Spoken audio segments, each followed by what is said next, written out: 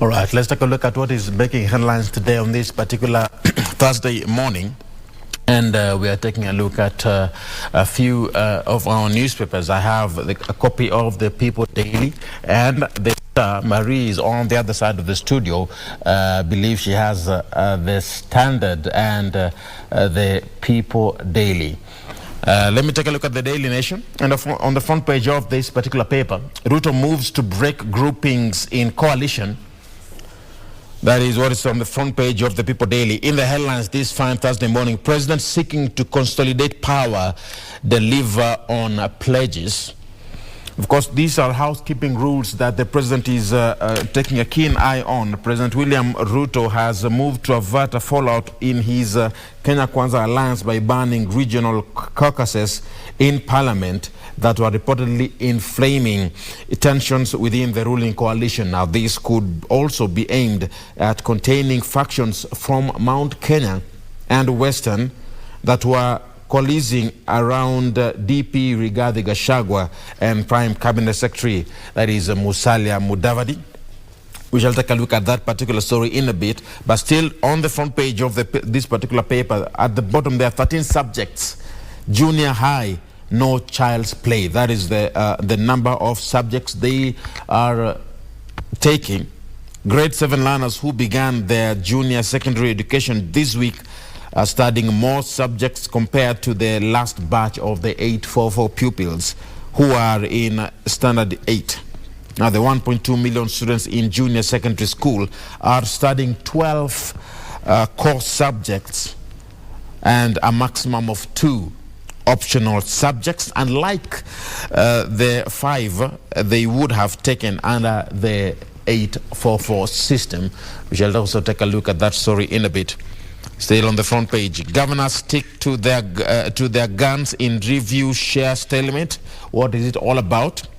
Counties are demanding 425 billion Kenya shillings from the National Treasury in equitable share of revenue. That story also on the front page of the People Daily. Also in matters concerning costs, and the diesel prices are expected to rise on the new pollution tax.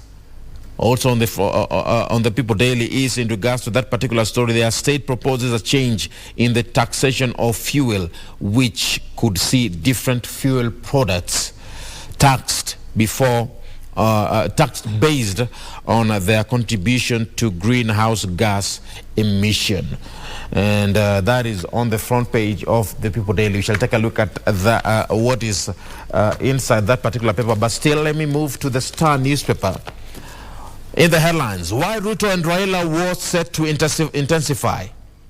Why Ruto and Raila war set to intensify? What is it all about? We shall take a look at that particular story. Some of President's foot soldiers want former head of state sacked as regional peace envoy. What is that all about?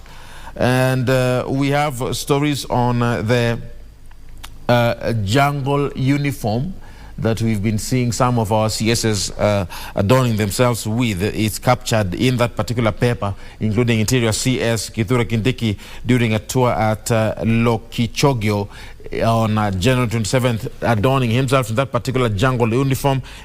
Is also Public Service CS Aisha Jumwa at the NYS headquarters, that is in Ruaraka, on January 27th. And the Defense CS Aiden Duale also being pictured there on the front page of the Star when he visited the KDF troops operating in various close operations forward operating bases in Damasa, and this is in Diffi, in Wajir and Mandera counties, that is of the northeastern parts of the country. Also, on at the bottom of the Star paper, there we have ASL schools plagued by bandits and rustlers become usable. What is it all about? Okay. Akadi Primary School in Isiolo is located where bandits and castle rustlers clash routinely, exposing children and education education workers to risk.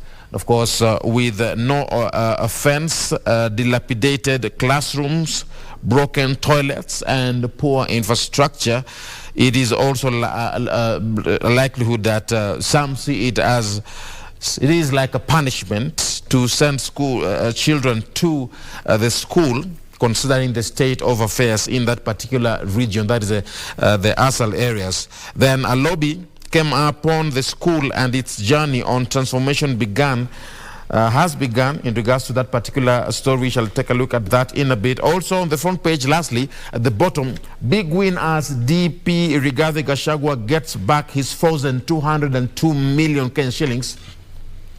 The DP Rigathi Gachagua will be smiling all the way to the bank after judges adopted an agreement to have the 202 million shillings that was declared proceeds of crime returned to him. And we shall take a look at that particular story also in a bit. But that is what is on the front page of the Star and the Daily Nation.